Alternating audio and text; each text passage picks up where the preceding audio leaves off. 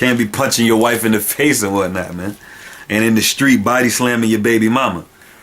All right, this is Matthew 5:31. Let's read this real quick. It says this: It hath been said, whosoever shall put away his wife, let him give her a writing of divorcement. But I say unto you, that whosoever shall put away his wife, saving for the cause of fornication, causeth her to commit adultery. And whosoever shall marry her that is divorced committeth adultery. So unless your wife commits fornication and cheats on you, you're not supposed to put her away. Okay? You're not supposed to put her away because she don't believe in the Hebrew Israelites, and she don't believe in the Bible, or she still smoke blacks. Okay? Because I'm going to read that to you. 1 Corinthians 7, man.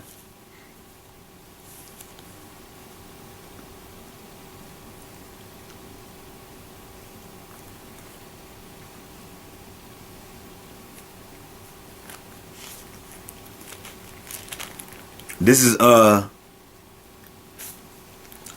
let's go to Deuteronomy 22:13.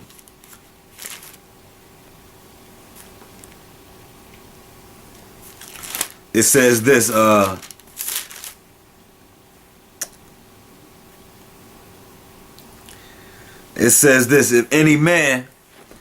if any man take a wife and go in unto her and hate her, and give occasions of speech against her, mean talking junk about her, and bring up an evil name upon her, and say, I took this woman, and when I came to her, I found her not a maid.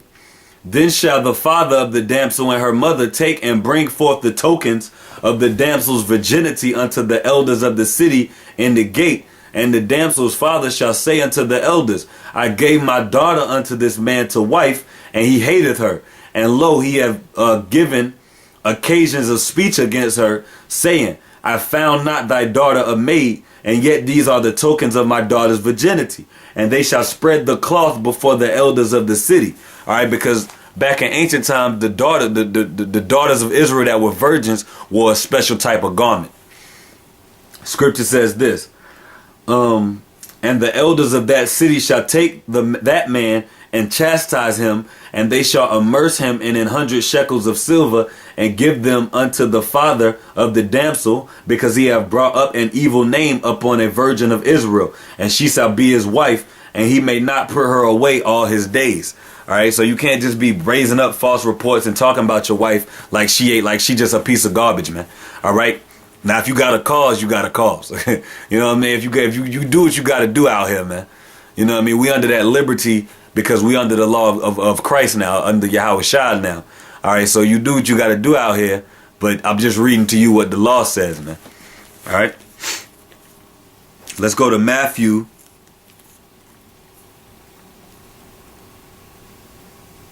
19:1.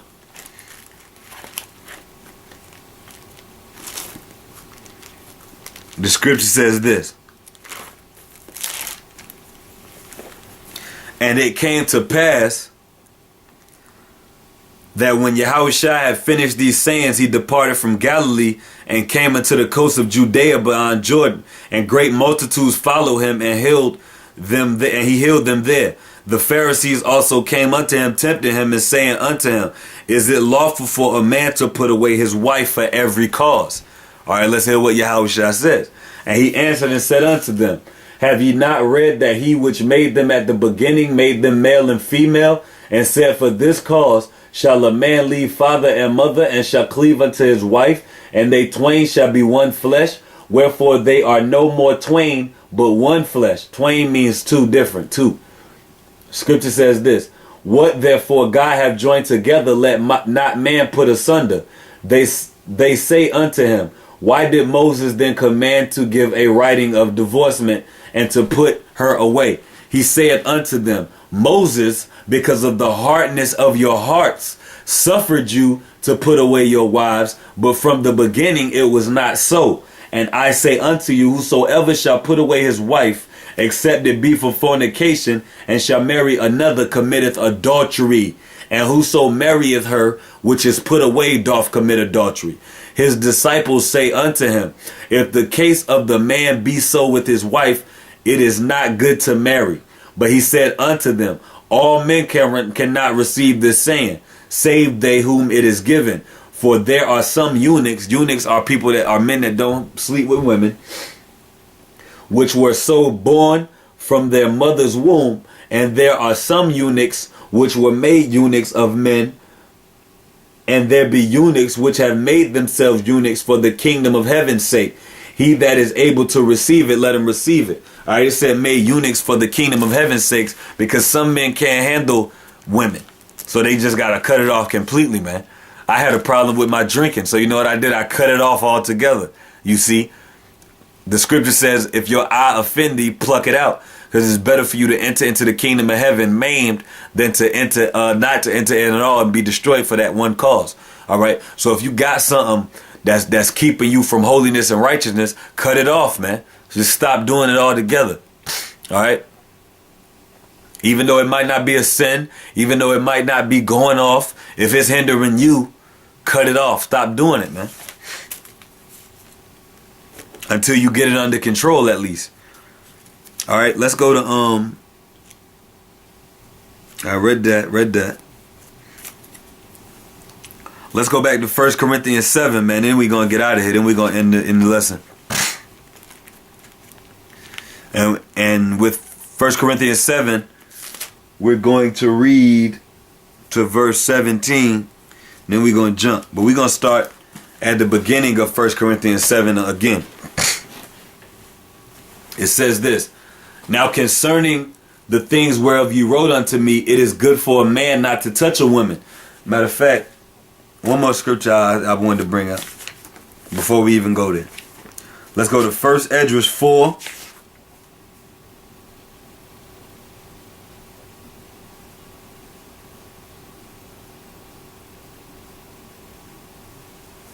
First Esdras 4 and 20.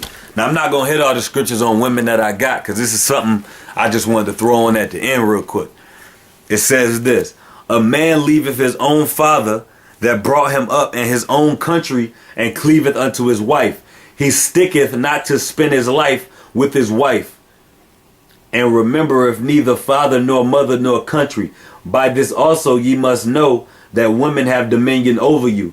Do ye not labor and toil and give and bring all to the woman? Yea, a man taketh his sword and goeth his way to rob and to steal, to sell upon the sea and upon the rivers, and looketh upon a lion and goeth in darkness. And when he hath stolen and spoiled and robbed, he bringeth it unto his love. And let me just say this on a side note. In Esdras where it say full storehouses shall be empty. When you have the economy crashing, all this stuff going out there in time, you know what's going to have these men out here going crazy in the city, in the streets? When they baby mama get in their ear about trying to feed their kids and whatnot, man. That's why you're going to have dudes out here looting the food line and whatnot when they start administering these chips and this World War III pops off. All right? Scripture says this. Wherefore a man loveth his wife better than father and mother. Yea, many there be that have run out of their wits for women and become servants for their sakes. Many also have perished, have erred, and sinned for women. All right. Because what does the scripture say? Through the women came the beginning of sin, and through her we all die. All right. That's just the curse that men are under, man. Because let me read you this, man. We under a heavy burden when we in this flesh, man. You gotta understand that.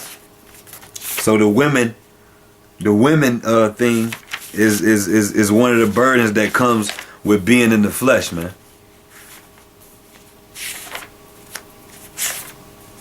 And I'm gonna read it to you.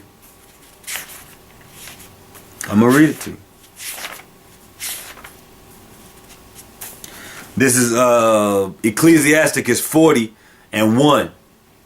Great travail is created for every man, and a heavy yoke is upon the sons of Adam. One of them yokes is running out your witch for women. From the day that they go out from their mother's womb to the day that they return to the mother of all things. The imagination of things to come and the day of death trouble their thoughts and cause fear of heart. All right. Now let's go back to 1 Corinthians 7, and it's a lot more scriptures on women that I'm thinking of right now that I could hit.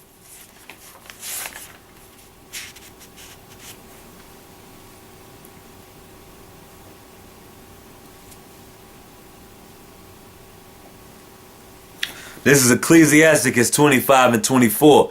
Of the woman came the beginning of sin, and through her we all die. That's what I quoted earlier. Now, I ain't woman bashing. Don't get it twisted. I'm just reading scriptures, man.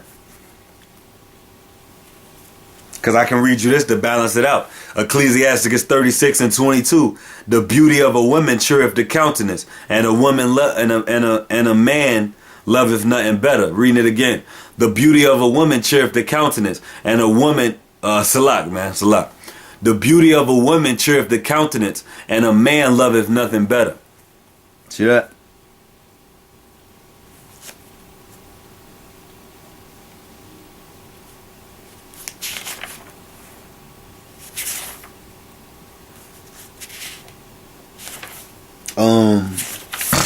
Let me read you this one more scripture real quick.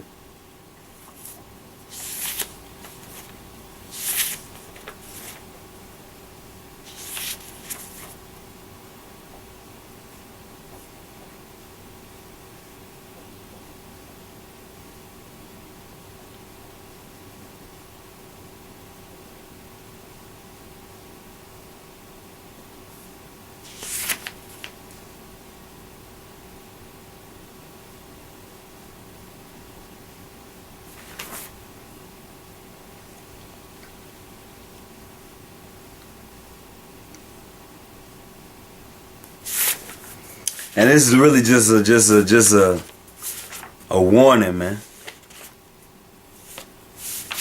All right, to watch yourself when you dealing, man.